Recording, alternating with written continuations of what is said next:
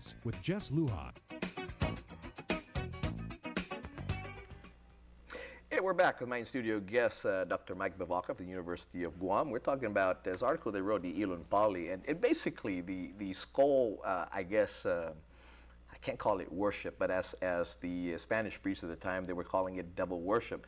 But at the same time, as you said, they were going around crushing and calling it, telling Chamorros that they were devil worshiping at the time. They're dead. I guess they're priests who were dying or got killed. They were sending their skulls back to their families. Yeah. Oh yeah, it's the church loves to keep relics. They love to keep sort of stuff like that. And I mean, that's one thing that the people really like about the Catholic Church is that it has this great, rich history. And that you can see the artifacts of these saints and these great figures in the church. But at that time, it just didn't occur to them. Like, you just finished crushing these skulls, and then you decide to send this priest and his skull to Manila, and then later on to go to his dad, to keep as a memento of sort of what his son stood for and what his son died for in the Marianas. And it's really, it goes to that, the real tragedy of the Chamorro-Spanish Wars is that just like, people came here, they didn't, respect the culture, didn't respect the people, and just forced it on them. And in their forcing sort of a way of life on people, it blinded them to the hypocrisy. Sure. Sort of the contradictions in certain things that they were doing. In certain things. And we talk about things come around in full circle, full circle. And the more and more I see things happening, and I've lived quite a few years now, quite a few more than you have, so I've seen things come a full circle in a lot of things already. Maybe you have as well, and as you age, you're going to see things as well.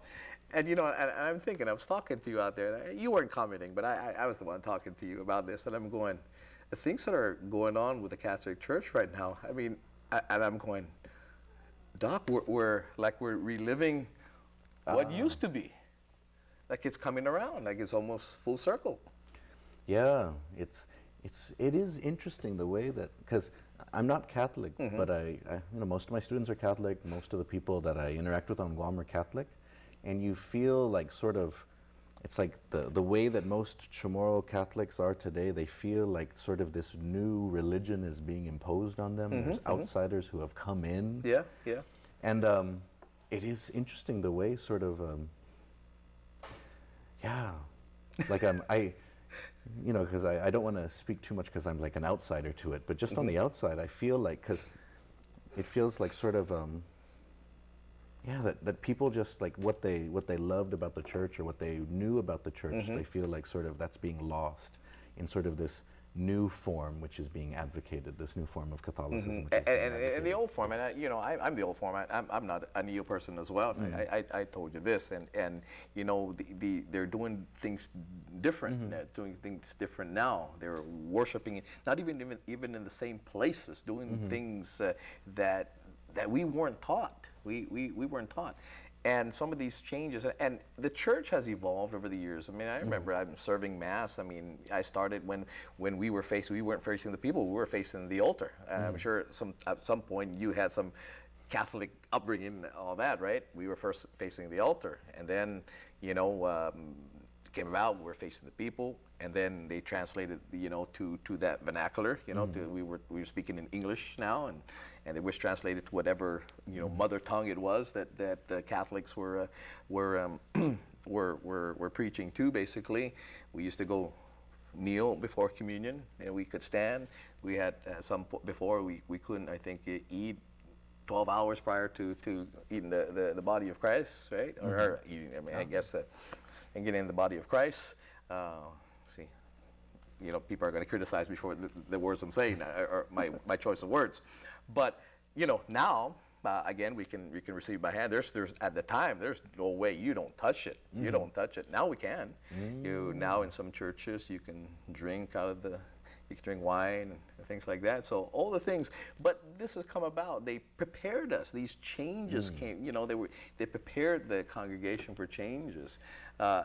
This other form has come in, and they're saying, well, it's an accepted change, and and some of them are saying, well, this is the right way to do it versus not, and the mother church pretty much hasn't come down and said, we've really made the change. And one of the questions we're asking, because the Archbishop has said they accepted this practice pretty much, but where is it they're saying? Because normally when changes come about, they give us advance notice.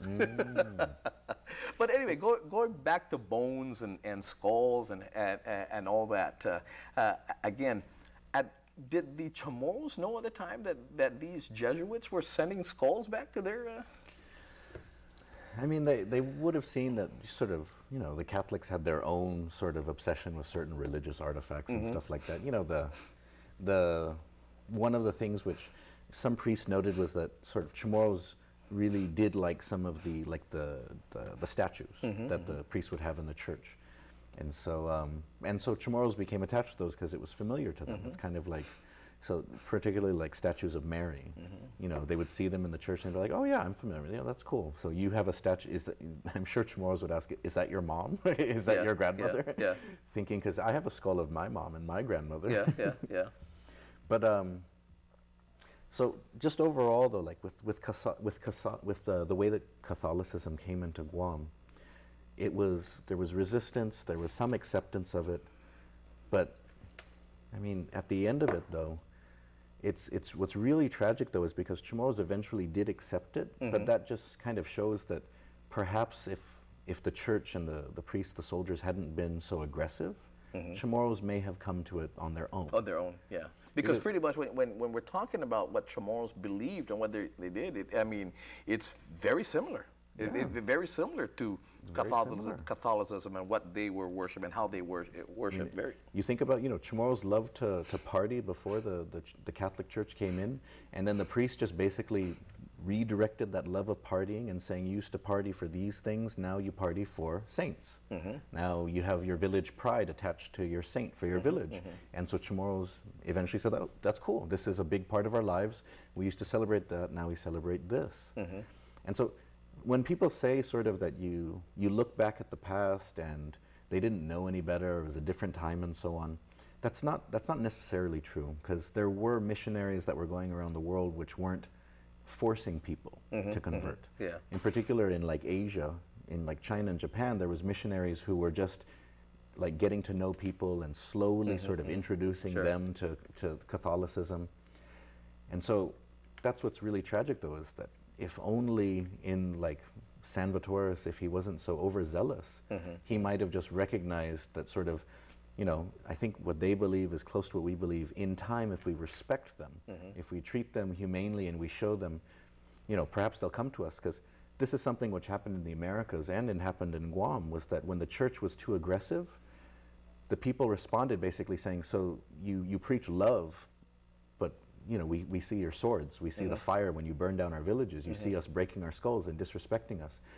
And so a lot of priests, such as Bartolomé de las Casas in sort of the Americas, were advocating, you can't be so aggressive like this, because then all they know is our aggression. They don't understand the deeper meaning, the love that we have, the God that we're representing, because all they know is this violence that they see. And so I wish that Salvatore and the other priests had been more cognizant of that. So it was more heavy-handed, you know, do it my way or the highway, pretty much, yeah? I mean, people say that Salvatore, you know, Salvatore didn't necessarily, he didn't advocate for violence so he didn't advocate, and so sometimes he would oftentimes prevent soldiers and others from intervening. But at the end of the day, though, it comes down to, do the people have the right to refuse? That was always sort of the problem for the church, was that, do people have the right to say no? Say, no, I like worshiping my devils. You know, I like walking around naked. I like going in my canoes. I like hanging out with my skulls. And that was always the problem that the church had, was that they wouldn't allow people to say no. They wouldn't give them that choice to just go back and live their lives. In one of your writings, because I follow your writings religiously, Doc, I mean, believe it or not, I do, and that's why I call you to be my guest all the time, and honored to have you my first guest of the year. But actually, Salvatore knew his fate. Salvatore knew that his life will be shortened here because he was changes, but he was also prepared because he wanted to be martyred. So true. Yeah.